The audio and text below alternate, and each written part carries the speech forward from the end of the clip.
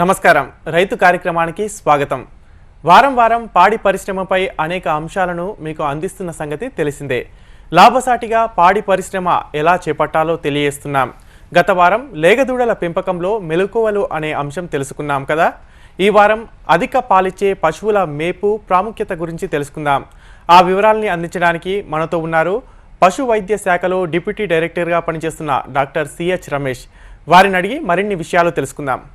Sir నమస్కారం. Sir నమస్కారం అండి. సార్ ముందుగా పశువుల ఉత్పాదక శక్తిపై మేపు ప్రభావం ఎలా ఉంటుంది, దాని ద్వారా పశువులకు మనం ఎలాంటి పోషక పదార్థాలు అందించాల్సి ఉంటుంది? గత 10 వారాలుగా మనం పాడి పశువుల పెంపకం ఏ విధంగా చేపట్టాలి, శాస్త్రీయ పరంగా ఏ విధంగా చేస్తే పాడి పరిశ్రమ లాభసాటిగా ఉంటుందనే విషయాల గురించి మనం తెలుసుకుంటున్నామండి. అయితే దాంట్లో మనం జాతి గురించి మాట్లాడుకున్నాం, దూడల గురించి మాట్లాడుకున్నాం. అయితే అవన్నీ ఏవి చేసినా ఏ విధంగా లాభదాయకంగా ఉండాలన్నా కానీ వాటి మేపు విషయం అనేది చాలా ముఖ్యమండి. మేపు విషయంలో అశ్రద్ధ చేసి మంచి జాతి పశువులను పెంచినా లాభం లేదు, లేకపోతే మంచి దూడలు పెరిగి పెద్ద కామధేనువులు కావాలన్నా లాభం లేదు. అంటే మేపు సరిగ్గా ఉంటే మిగతా విషయాలన్నీ సక్రమంగానే ఉంటాయి.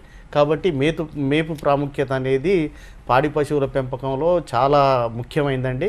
అయితే పశువులకు కొన్ని రకాల పోషక పదార్థాలు అవసరం. మన మనుషులకైతే ఏ విధంగా అవసరమో పశువులకు కూడా మాంసకృత్తులు కావాలి, పిండి పదార్థాలు కావాలి, తర్వాత కొవ్వు పదార్థాలు కావాలి, నీళ్లు కావాలి, తర్వాత ఖనిజ లవణాలు, విటమిన్లు, ఇటువంటివన్నీ అవసరం.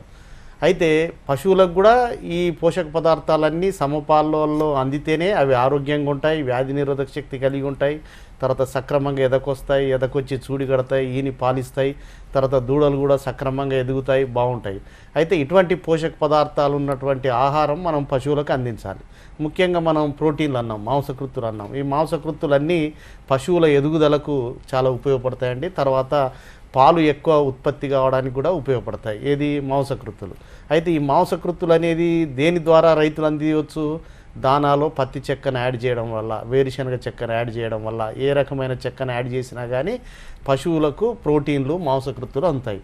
సరే, పిండి పదార్థాల విషయానికి వస్తే అవి పశువుకు కావాల్సిన శక్తిని సమకూరుస్తాయండి. ఒక గ్రాము పిండి పదార్థం తీసుకుంటే అది 4 కిలో క్యాలరీస్ల శక్తిని మనకు సమకూరుస్తుంది. అయితే అటువంటి శక్తి సమకూర్చడానికి కార్బోహైడ్రేట్లు కావాలి. కార్బోహైడ్రేట్లు అందియాలంటే రైతులు దానాలు కలపాలి. ధాన్యాలు అంటే మొక్కజొన్న కానీ, సజ్జ కానీ, తర్వాత వేరే ఈ జొన్నలు కానీ, ఇటువంటివన్నీ కలిపితే మనకు దానా బాగుంటుంది. దాంట్లో పిండి పదార్థాలు అందుతాయి, తద్వారా పశువుకు శక్తి లభిస్తుందండి. అదేవిధంగా కొవ్వు పదార్థాలు కావాలి. కొవ్వు పదార్థాలు తవుడు కానీ, మనం పత్తి చెక్క కానీ ఇటువంటి ద్వారా వస్తుంది. ఈ ఫ్యాట్ అంటే కొవ్వు పదార్థాలు 1 గ్రాము 9 కిలో క్యాలరీస్ల శక్తిని పశువుకు అందిస్తుందండి. అయితే ఈ ఫ్యాట్ పశువులు సక్రమంగా ఎదకు రావడానికి, తర్వాత వాటిల్లో పునరుత్పత్తి బాగుండడానికి ఉపయోగపడతాయి. తర్వాత నీరు మనందరికీ తెలిసిందే. ఒక పశువు నీరు లేకుండా 3 మాసాలైనా మేత లేకుండా 3 మాసాలైనా ఉండగలుగుతుంది, కానీ నీరు లేకుండా 5 రోజులకు మించి ఉండదండి. కాబట్టి నీటి ప్రాముఖ్యత కూడా ప్రతి పశువుకు ఎంతో ఉందండి. దాదాపు సుమారుగా ఒక 50-60 లీటర్ల నీళ్లు ప్రతి పశువుకు ఒక రోజుకు అవసరం ఉంటుంది. అదేవిధంగా ఖనిజ లవణాలు, విటమిన్లు కూడా పశువులకు అవసరం. సరే, ఎలాంటి ఖనిజ లవణాలు, విటమిన్లు అవసరం ఉంటాయి? వాటి ద్వారా ఎలాంటి ఉపయోగం ఉంటుంది పశువులకు? ఇప్పుడు మనం చెప్పుకున్నట్టు ఈ పోషక పదార్థాల్లో ఖనిజ లవణాలు, విటమిన్లు అనేవి కూడా చాలా ముఖ్యమైనవండి. అయితే ఖనిజ లవణాలలో ఈ మ్యాక్రో ఖనిజ లవణాలు, మైక్రో ఖనిజ లవణాలు ఉంటాయి. గురుతర ఖనిజ లవణాలని, సూక్ష్మ ఖనిజ లవణాలని. అయితే మ్యాక్రో ఖనిజ లవణాలు ఎక్కువ పాలల్లో పశువులకు అవసరం ఉంటాయి. అదే మైక్రో ఖనిజ లవణాలు అనేది తక్కువ పాలల్లో అవసరం ఉంటాయి. అట్లని చెప్పి వాటిని అశ్రద్ధ చేయకూడదు, అవి కూడా పశువులకు చాలా అవసరం. అయితే మొదలు గురుతర ఖనిజ లవణాల విషయానికి వస్తే పశువులకు చాలా అవసరం, చాలా రకాల ఖనిజాలు. కానీ కాల్షియం, ఫాస్ఫరస్ అంటే భాస్వరం అనేవి మాత్రం చాలా ముఖ్యమైన ఖనిజ లవణాలండి.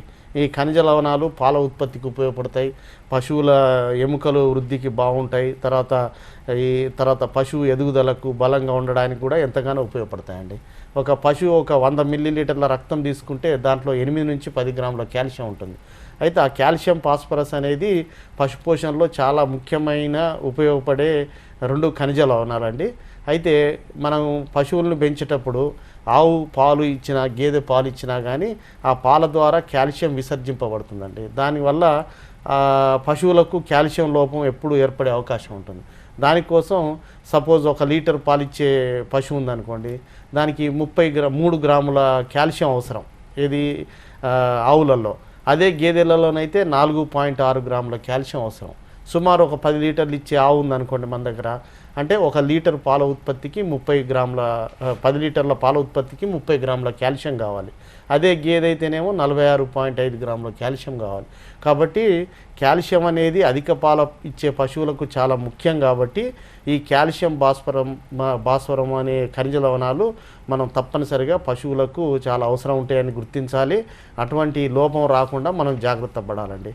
ఇక చిన్నగా అంటే సూక్ష్మ ఖనిజ లవణాల విషయానికి వస్తే ఇనుము కానీ, కాపర్ కానీ, మ్యాంగనీస్ కానీ, అయోడిన్ కానీ, cobalt, zinc, selenium, chromium, molybdenum ఇవన్నీ చాలా అవసరం అండి. అంటే ఇవన్నీ చిన్న మోతాదులో మైక్రోగ్రామ్స్లలో చాలా అవసరం. ఇవి పశువులు సక్రమంగా ఎదకు రావడానికి, తర్వాత రక్తహీనత కలగకుండా ఉండడానికి, వీటన్నిటికీ ఈ ఖనిజ లవణాలన్నీ ఉపయోగపడతాయి. అయితే మీరు అడిగిన దాంట్లో ఒకటేంటి, పశువులకు కావాల్సిన గురుతర ఖనిజ లవణాలేమో కాల్షియం, ఫాస్ఫరస్, తర్వాత సూక్ష్మ ఖనిజ లవణాలు ఇవ్వండి. తర్వాత విటమిన్ల విషయానికి వస్తే దీంట్లో నీళ్ళల్లో కరిగే విటమిన్లు ఉన్నాయి, తర్వాత ఫ్యాట్లో కరిగే విటమిన్లు ఉన్నాయి. దాంట్లో ఫ్యాట్లో కరిగే విటమిన్లలో ADE, K ఈ 4 రకాల విటమిన్లు పశువులకు చాలా అవసరం అండి. తర్వాత పశువులు సక్రమంగా ఎదకు రావాలన్నా, వ్యాధి నిరోధక శక్తి కలిగి ఉండాలన్నా ఈ విటమిన్లు చాలా అవసరం. అయితే ఈ ఫ్యాట్ సాల్యుబుల్ వైటమిన్స్ అనేవి మనం పశువులకు కొద్దిగా ఎక్కువ ఇచ్చినా కానీ అవి మూత్రం ద్వారా కానీ వేరే కానీ విసర్జింపబడవు, శరీరంలో నిల్వ ఉంటాయి, పశువుకు అవసరం ఉన్నప్పుడల్లా ఉపయోగపడతాయి. తర్వాత నీటిలలో కరిగే విటమిన్ల విషయానికి వస్తే B కాంప్లెక్స్ విటమిన్స్ అంటారు. అయితే B కాంప్లెక్స్ విటమిన్స్ అనేవి మన నెమరు వేసే జంతువులకు పెద్దగా ఉపయోగపడవండి. అదే చిన్న దూడలకు చాలా అవసరం, ఎందుకంటే అప్పుడు పొట్ట డెవలప్ కాదు కాబట్టి చిన్న దూడలు అవసరం. కానీ పెద్ద పశువులకు మాత్రం B కాంప్లెక్స్ విటమిన్లు అన్నీ పెద్దగా అవసరం ఉండవండి. కానీ B1 కానీ, B12 కానీ, కోలిన్ కానీ ఇటువంటి ఒక 3-4 రకాల విటమిన్లు మాత్రం పెద్ద పశువులకు అవసరం ఉంటాయి. అయితే ఇప్పుడు చెప్పుకున్నటువంటి ఫ్యాట్ సాల్యుబుల్ వైటమిన్స్ కానీ, తర్వాత B కాంప్లెక్స్ వైటమిన్స్ కానీ, తర్వాత ఖనిజ లవణాలు కానీ ఇవన్నీ పశువులు జీవన ప్రక్రియలు సక్రమంగా ఉండడానికి, అధిక పాల ఉత్పత్తికి, తర్వాత సకాలంలో ఎదకు రావడానికి, మంచి వ్యాధి నిరోధక శక్తి కలగడానికి ఇవి చక్కగా ఉపయోగపడతాయండి. దానివల్ల పశువులకు మేపులో ఏమైనా తేడా ఉన్నా కానీ మనం ఖనిజ లవణాలు, విటమిన్ల మిశ్రమాన్ని ప్రతిరోజు మనం దానాలో ఇస్తే ఇటువంటి సమస్యలు రాకుండా మనం కాపాడుకోవచ్చు. నీటి ద్వారా ఇస్తే మంచిదా, లేకపోతే మేత ద్వారా ఇస్తే మంచిదా? విటమిన్లకు సంబంధించిన B కాంప్లెక్స్ కానీ ఇతర కానీ ఇప్పుడు నీళ్ళల్లో ఇస్తే అవి ఎక్కడో కరిగిపోయి వృధా అయ్యే ప్రమాదం ఉంటుందండి. అదే దానాలో కలిపి ఇస్తే చాలా బాగుంటుందండి. సరే, పశువులకు మేత ఏ విధంగా అందించాలి? ఎండు మేత ఏ మోతాదులో అందించాలి సార్? పశువులకు మేపు ఒక 3 రకాలుగా అందిస్తుంటారండి. జనరల్గా మనం చూస్తుంటాం, ఎండుగడ్డి ఇస్తుంటారు. ఎండుగడ్డి అంటే వరిగడ్డి, చొప్ప. తర్వాత పచ్చి మేత ఇస్తుంటారు. తర్వాత 3వది సమీకృత దానా ఇస్తారు. అయితే వరిగడ్డి విషయానికి వస్తే, అంటే ఎండు మేత విషయానికి వస్తే, మన ఏరియాలో ఎక్కువ వాడేది వరి పంట ఎక్కువ వేస్తారు కాబట్టి వరి ద్వారా వచ్చే వరిగడ్డిని ఎక్కువ వాడతారు. కొన్ని ప్రాంతాల్లో చొప్ప కూడా వాడతారు. అయితే ఈ వరిగడ్డి, చొప్ప ఎండు మేత కింద వస్తాయి. దీంట్లో పీచు పదార్థాలు ఎక్కువ ఉంటాయండి. దాదాపు 12% వరకు పీచు పదార్థాలు ఉంటాయి. తర్వాత జీర్ణమయ్యే పోషక పదార్థాలు 60% వరకు ఉంటాయండి. అయితే దీంట్లో లిగ్నిన్ అనే పీచు పదార్థం ఉండడం వల్ల పశువులు తీసుకున్నటువంటి ఆహారం సక్రమంగా జీర్ణం కావడానికి ఉపయోగపడుతుంది. అదేవిధంగా పశువు పొట్ట చాలా పెద్దగా ఉంటుంది. ఆ పొట్ట లోపల ఆహారం నిండుగా చేయడానికి, పశువు తృప్తిగా ఉండడానికి కూడా ఈ ఎండుమేత బల్కీనెస్ కోసం ఉపయోగపడుతుంది. అదేవిధంగా కొన్ని సందర్భాల్లో పశువుల్లో పాలల్లో వెన్న శాతం పెరగడానికి కూడా ఈ వరిగడ్డి కానీ, చొప్ప కానీ ఎండుమేతలు ఉపయోగపడతాయండి. కాబట్టి ప్రతి పశువుకు మిగతా మేతలు అంటే పచ్చిగడ్డి, దానా ఇచ్చుకుంటూ వరిగడ్డి కానీ, చొప్ప కానీ ఇవ్వడం అనేది కంపల్సరీ అండి. అయితే కేవలం వరిగడ్డి, చొప్ప ఇవ్వడం వల్ల మాత్రం ఏమాత్రం ప్రయోజనం ఉండదు. ఒక 2 నెలల పాటు ఇస్తే పశువు బక్క చిక్కిపోయి పాల దిగుబడి గణనీయంగా తగ్గిపోయే ప్రమాదం ఉంటుంది. కాబట్టి పశువులకు ఎండుమేత చాలా అవసరం. ప్రతి 50 కిలోల పచ్చిమేత ఇవ్వాలి. ఒక 50 కిలోల శరీర బరువు ఉందనుకోండి పశువు, 1 కేజీ పచ్చిగడ్డి ఇవ్వాలి. 100 కిలోలు ఉంటేనేమో 2 కేజీలు. ఆ విధంగా మనం క్యాలిక్యులేట్ చేసి సుమారు పశువుకు 8 నుంచి 10 కిలోల వరకు ఈ ఎండు మేతను ప్రతిరోజు ఇవ్వాల్సి ఉంటుంది. ఆ విధంగా పశువుల మేపులో ఎండు మేత ప్రాముఖ్యత చాలా ఇంపార్టెంట్ అండి. ఓకే సార్, మొత్తమైన పశువులకు అందించే పశుగ్రాసం ఏంటి సార్? మళ్ళీ వాటిని అందించడం వల్ల ప్రయోజనం ఏంటి? పచ్చిమేత ఏ మోతాదులో అందించాలి? ఇప్పుడు మనం చెప్పుకున్నామండి, ఎండు మేత గురించి మాట్లాడుకున్నాం. అయితే ఎండు మేతతో పాటు పచ్చి మేత కూడా ఇవ్వాలి. అయితే పచ్చి మేతలో చాలా రకాలు ఉన్నాయి. ఇప్పుడు ఒకసారి ఆ పచ్చి మేతను సాగు చేస్తే ఒక 4-5 సంవత్సరాల వరకు మనకు పచ్చి మేత దిగుబడి ప్రారంభమవుతుంది. కొన్ని రకాల పశువు గ్రాసాలను సాగు చేస్తే ఒక్కసారి నాటు పెట్టగానే 2-3 కోతల్లో ఒక 3-4 నెలల్లో పంట పూర్తి అయిపోతుంది. ఆ విధంగా బహువార్షికాలు, ఏకవార్షికాలు ఉన్నాయి. తర్వాత కొన్ని నీటి ఎద్దడి ఉన్న ప్రాంతాల్లో మనం పెంచుకోవచ్చు. కొన్నో నీరు పుష్కలంగా ఉన్న ప్రాంతాల్లో కొన్ని రకాల పశుగ్రాసాలు సాగు చేసుకోవడానికి అనుకూలంగా ఉంటాయి. తర్వాత కొన్నేమో సీజనల్గా, కొన్ని చలికాలంలో వాటి దిగుబడి ఎక్కువ ఉంటుంది, కొన్నిటికేమో వర్షాకాలంలో ఎక్కువ ఉంటుంది. ఆ విధంగా పశువుకు రైతుకు ఉన్నటువంటి భూమి ఉంటుంది కదా, ఆయనకు ఎటువంటి భూమి ఉంది, నీళ్ళ సౌకర్యం ఏముంది, తర్వాత ఎంత మోతాదులో పచ్చిగడ్డి అవసరం, తర్వాత ఎంత టైంలో కావాలి అనే విషయాలన్నీ దృష్టిలో పెట్టుకొని ఆయన పచ్చి మేతను సాగు చేయాల్సి ఉంటుందండి. అయితే పశుపోషణలో మనకు మేపు ఖర్చు అనేది 70-80% అవుతుంది. అయితే మేజర్ ఖర్చు రైతులందరూ మేపు మీదనే పెట్టాల్సి వస్తుంది. దానికోసం మేపు ఖర్చు తగ్గించుకుంటే వాళ్ళకు పాల దిగుబడి అనేది లాభదాయకంగా ఉంటుంది. దానికోసం వాళ్ళు పచ్చి మేతను సాగు చేసి అందిస్తే మేపు ఖర్చు తగ్గుతుంది. తర్వాత కేవలం విత్తనాల ఖర్చే, తర్వాత పెద్ద ఖర్చే ఉండదు. తక్కువ ఖర్చుతో ఎక్కువ పోషక పదార్థాలు ఉన్నటువంటి గడ్డిని మనం తక్కువ వ్యవధిలో మనం ఉత్పత్తి చేసుకునే అవకాశం ఉంటుంది. కాబట్టి రైతులు ఈ పశుగ్రాసాలకు చాలా ఇంపార్టెన్స్ ఇచ్చి తప్పనిసరిగా పోషణ ఖర్చు తగ్గించుకోవాలి. పాలకు గిట్టుబాటు రేటు రావాలంటే మేపు ఖర్చు తగ్గించుకోవాలి. మేపు ఖర్చు తగ్గించుకోవాలంటే పచ్చిగడ్డి సాగు చేసుకోవాలి. మనం ఇందాక చెప్పుకున్నట్టు వాళ్ళకు నీళ్ళ సౌకర్యం ఉంటే APBN1 కానీ కో4 కానీ ఇటువంటి పశుగ్రాసాలు చేసుకోవాలి. నీటి ఎద్దడి ఉంది, కేవలం బోరు బావుల మీదనే ఉన్నాం, లేకపోతే ఏదో బావుల్లో కొద్ది నీరు ఉంటే ఉన్నామనుకుంటేనేమో SSG 59 అని మొక్కజొన్న కానీ ఇటువంటి పశుగ్రాసాలు సాగు చేసుకోవాలి. ఒకవేళ చలికాలం ఉందనుకోండి, లూసన్ లాంటి పశుగ్రాసం సాగు చేసుకుంటే ఎక్కువ దిగుబడి వస్తుంది. ఆ విధంగా రకరకాల పశుగ్రాసాలు సాగు చేసుకుంటే మనకు మేతలో అందించే ఎండు మేత దానా కంటే పచ్చిగడ్డి అందియడం వల్ల ఖర్చు తగ్గి పశువులకు అన్ని రకాల పోషకాలు అంది పాల ఉత్పత్తి పెరిగే అవకాశం ఉంటుంది. సార్, ఇంతకుముందు మనం పచ్చి మేత గురించి మాట్లాడుకున్నాం కదా. అవునండి. దాన్ని ఏ మోతాదులో అందించాలి సార్ దానికి పశువులకు? ఇప్పుడు పచ్చి మేత గురించి మాట్లాడుకున్నాం కదండి. ఆ పచ్చి మేత అనేది మనకు తక్కువ ఖర్చుతో అన్ని రకాల విటమిన్లు, ఖనిజ లవణాలు, తర్వాత మాంసకృత్తులు, పిండి పదార్థాలన్నీ లభ్యమవుతాయి. అయితే అటువంటి పశుగ్రాసాన్ని మనం పశువులకు సరిపోని మోతాదులో అందియాలి. అంటే సుమారు ఒక 500 కిలోలు 400 కిలోల శరీర బరువు ఉన్న పశువుకు ఒక 30-40 కిలోల వరకు పచ్చి మేత మనం అందియవచ్చండి. అయితే ఈ పచ్చి మేతలో 2 రకాలు ఉంటాయి. మన లెగ్యూమ్ జాతి పశుగ్రాసాలు, ధాన్యపు జాతి పశుగ్రాసాలు. అయితే మనం అందించే ఈ 30 కిలోల పచ్చిగడ్డి లోపల దాదాపు 20 కిలోలు ధాన్యపు జాతి పశుగ్రాసాలు ఉండాలి. అంటే APBN1 కానీ కో4 కానీ SSG కానీ తర్వాత మొక్కజొన్న కానీ ఇటువంటి రకాలు 20 కిలోలు ఉండాలి. ఒక 10 కిలోలేమో లూసర్న్ కానీ, అలచంద కానీ, పిల్లి పెసర కానీ ఇటువంటి పప్పు జాతి పశుగ్రాసాలు ఉండాలి. ఈ విధంగా మనం ఇచ్చే ఆ 30-40 కిలోల్లో ఒక 3వ వంతు ధాన్యపు జాతి పశుగ్రాసాలు ఉండాలి, 1 వంతు పప్పు జాతి పశుగ్రాసాలు ఉండాలి. ఈ 2 రకాలు ఇవ్వడం వల్ల పశువులకు ఏమవుతుందంటే పశువుల్లో పాల దిగుబడి పెరుగుతుంది, దాంతోపాటు వెన్న శాతం కూడా పెరిగి రైతులకు డబ్బులు ఎక్కువ వచ్చే అవకాశం ఉంటుంది. తర్వాత మనం పచ్చిగడ్డి మనం ఈ విధంగా అందియడం అని చెప్తున్నాం. కానీ చాలామంది పశుగ్రాసాన్ని కోసుకొచ్చి అదే విధంగా పశువుల ముందు వేస్తే దాదాపు 50% వరకు అది వేస్ట్ అవుతుందండి. పశువులన్నీ లేత ఆకులు తింటాయి, అసలు మాంసకృత్తులు, పోషక పదార్థాలు ఉండే కాండమును వదిలిపెడతాయి.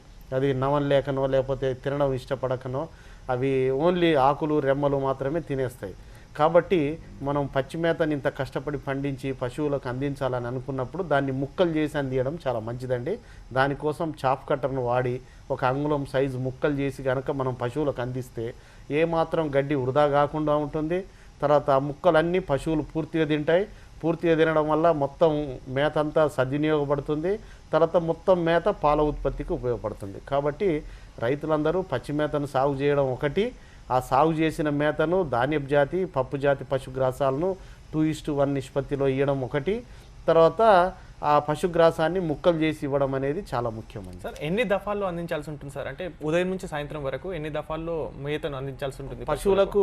మనం పచ్చి మేతను పొద్దున, మధ్యాహ్నం, సాయంత్రం కూడా ఇవ్వచ్చండి. దాన్ని ఎక్కువ ఇవ్వడం వల్ల ఏం అనర్థాలు అయితే సంభవించవు. అయితే మనం 30-40 కిలోలు చెప్పుకున్నాం. పశువు పరిస్థితిని బట్టి మనం పాల ఉత్పాదక శక్తిని బట్టి పునరుత్పత్తి సామర్థ్యాన్ని బట్టి ఎక్కువ ఇచ్చినా నష్టం ఏం లేదు. అదే వేరే ఇస్తే ఏమన్నా కడుపులో తేడాలు రావచ్చు, కానీ పచ్చిగడ్డి ఇవ్వడం వల్ల మాత్రం ఎటువంటి అనర్థాలు సంభవించవు. మనం ఈ రేషియోలో ఇస్తే మాత్రం పశువులు ఆరోగ్యంగా ఉంటాయి, త్వరగా జీర్ణం చేసుకుంటాయండి. సార్ సమీకృత దానా అంటే ఏంటి సార్? మళ్ళీ పశువులకు దానా తప్పనిసరిగా ఇవ్వాలా? దాన్ని ఏ విధంగా ఇవ్వాలి?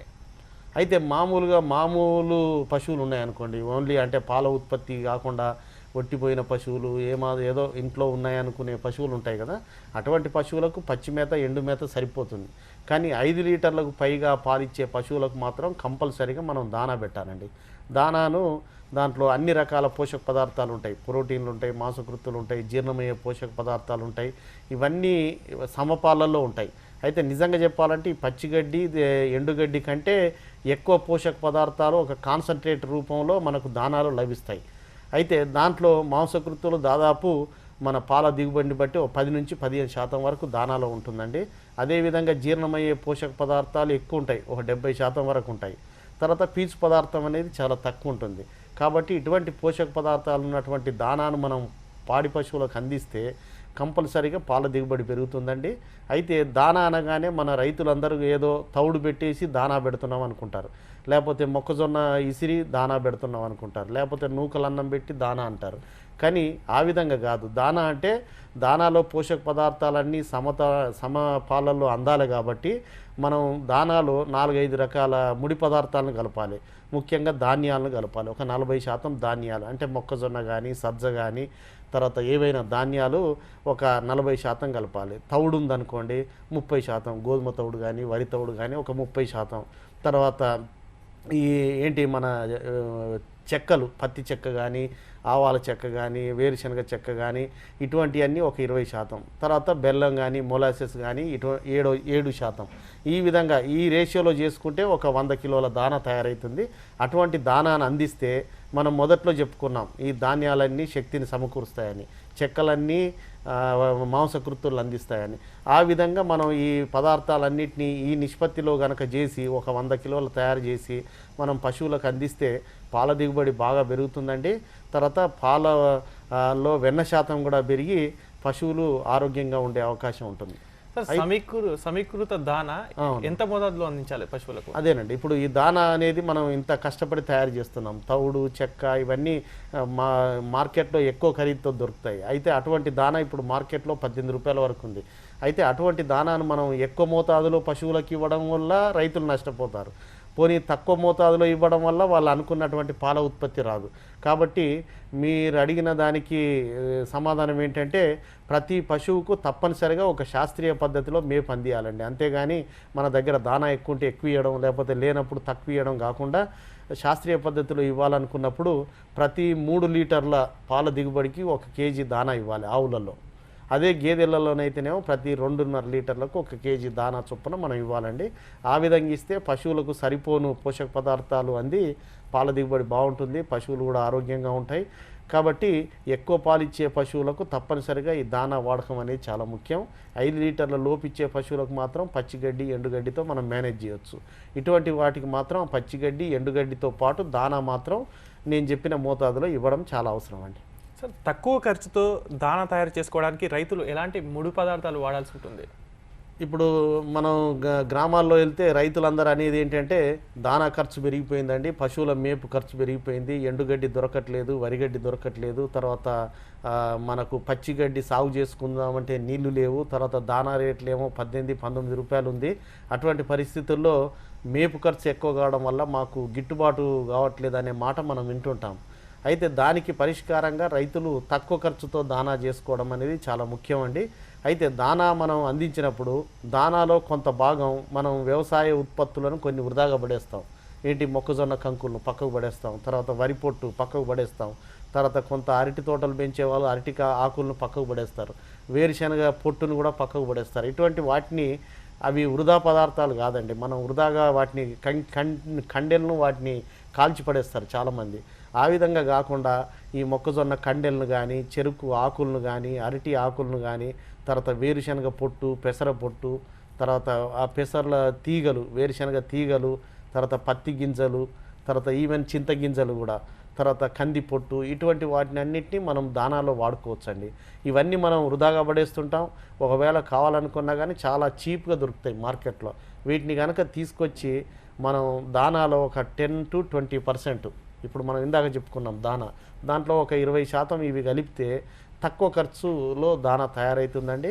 కాబట్టి తక్కువ ఖర్చు దానా ఇచ్చినప్పుడు ఆటోమేటిక్గా మేపు ఖర్చు కూడా తగ్గిపోతుంది, రైతులకు లాభదాయకంగా ఉంటుంది. కాబట్టి రైతులు ఈ కండెలను కానీ, చెరుకు ఆకులను కానీ, చింత గింజలను కానీ వీటిని వృధా చేయొద్దు.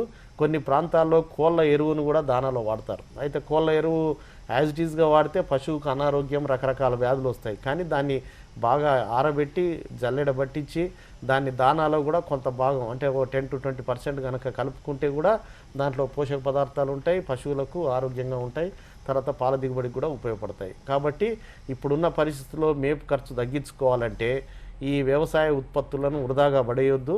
వాటిని ఎట్టి పరిస్థితుల్లో నేను చెప్పినట్టు ఒక 10 to 20% దానాలో కలుపుకుంటే దానా ఖర్చు తగ్గి పశువులు ఆరోగ్యంగా ఉంటాయండి. సరే, పచ్చిగడ్డి ఎండిగడ్డి కాకుండా ఈ దాన కూడా తప్పనిసరిగా ఇవ్వాల్సి ఉంటుందంటారా? అవునండి, మనకు పచ్చిగడ్డి, ఎండుగడ్డి, దానా అనేది 3 రకాలుగా మనం అందించే మేపు. అయితే మామూలుగా 5 లీటర్ల లోపు పాలిచ్చే పశువులకు మామూలు ఉత్పాదక శక్తి ఏం లేదు, ప్రొడక్టివ్లో ఏం లేదు, అటువంటి వాటికి మనం పచ్చిగడ్డి, ఎండుగడ్డితో మనం మేనేజ్ చేయవచ్చు. అదే 5 లీటర్ల పైగా పాలిచ్చే పశువులకు మాత్రం తప్పనిసరిగా దానా పెట్టాలి. అయితే ఆ దానా అనేదే ఇప్పుడు చెప్పుకున్న 3 రకాల మేపు పదార్థాల్లో చాలా కాస్ట్లీ, ఎక్కువ ఖరీదు ఉంటుంది. రైతులు చాలా జాగ్రత్తగా ఆలోచిస్తుంటారు ఈ దానా వాడడానికి. అటువంటి దానాను మాత్రం 5 లీటర్ల పైగా పాలిచ్చే పశువులకు ప్రతి 2.5 లీటర్ల నుంచి 3 లీటర్లు అని చెప్పాను కదా, ఆవులు గేదెలలో ఆ విధంగా ప్రతి 2.5 నుంచి 3 లీటర్లకు 1 కేజీ చొప్పున దానా ఇవ్వాలి. ఆ దానాను కూడా ఉదయం, సాయంత్రం వీలుంటే 2-3 సార్లు మనం దానా ఇస్తే పశువులు ఎక్కువసేపు నెమరేస్తాయి, ఎక్కువ లాలాజలం స్రవించి పాలల్లో వెన్న శాతం కూడా పెరుగుతుందండి. పాడి రైతులకు సమాచారాన్ని చాలా చక్కగా అందించారు. Thank you sir. థ్యాంక్స్ అండి. పాడి పరిశ్రమ అనగానే చాలామంది ఆసక్తి చూపే మాట నిజమే, కానీ పశువులకి సరైన మేత తప్పనిసరిగా అందించాలి. అధిక పాల ఉత్పత్తి రావాలంటే వాటికి అందించే మేపే ప్రధానం. అందుకే మేపు విషయంలో జాగ్రత్తలు తీసుకోవాలి. ఇది ఈ వారం రైతు. వచ్చే వారం మరో అంశంతో మళ్ళీ కలుద్దాం.